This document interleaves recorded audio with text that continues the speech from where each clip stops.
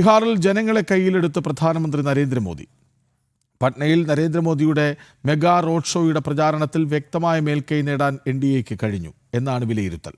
പ്രത്യേകിച്ച് പ്രധാനമന്ത്രിയുടെ റാലിയിലെ വനിതാ പങ്കാളിത്തം ആർജെഡിയെയും ഇന്ത്യ മുന്നണിയെയും നെഞ്ചിടിപ്പ് വർദ്ധിപ്പിച്ചിട്ടുണ്ട്.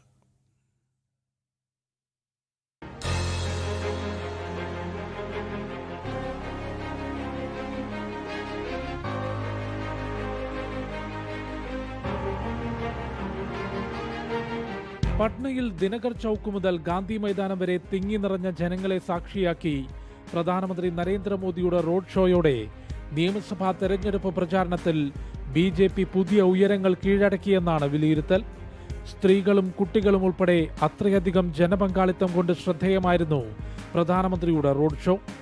സമകാലീന ഭാരതത്തിൽ മറ്റൊരു നേതാവിനും ഇത്രയധികം കയ്യടിയും സ്വീകരണവും ജനങ്ങളിൽ നിന്ന് നേടാനാകില്ല എന്നുറപ്പാണ്. അതുകൊണ്ട് തന്നെ പട്ന ഉൾപ്പെടെയുള്ള നഗരപ്രദേശങ്ങളിൽ മോദിയുടെ റാലി പ്രചാരണത്തിൽ ബി.ജെ.പി. എൻ.ഡി.എ ക്യാമ്പിന് വ്യക്തമായ മേൽക്കൈ നൽകി. കൂടാതെ നരേന്ദ്രമോദിയുടെ വികസന രാഷ്ട്രീയത്തിൽ വിശ്വാസമർപ്പിച്ചെത്തിയ വനിതാ വോട്ടർമാരുടെ പങ്കാളിത്തം ഇന്ത്യ മുന്നണിയുടെ പ്രത്യേകിച്ച് ആർജെഡിയുടെ ആത്മവിശ്വാസം നഷ്ടപ്പെടുത്തുന്നതാണ്. मोदी को देखे बहुत खुशी हुई हमको कि हमारे यहाँ राजेंद्र नगर में आए और हमारे लिए बहुत खुशी की बात है.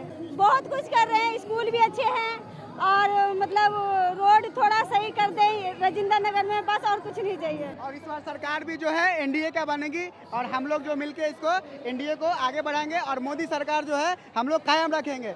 जय मोदी सरकार.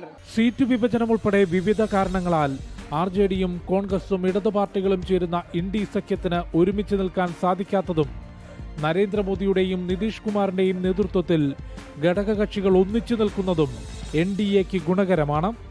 രണ്ടാം ഘട്ടത്തിൽ വോട്ടെടുപ്പ് നടക്കുന്ന മണ്ഡലങ്ങളിലെ പ്രചാരണത്തിനായി 6-ാം തീയതി നരേന്ദ്രമോദി വീണ്ടും ബീഹാറിന്റെ മണ്ണിലേക്ക് എത്തുന്നുണ്ട്.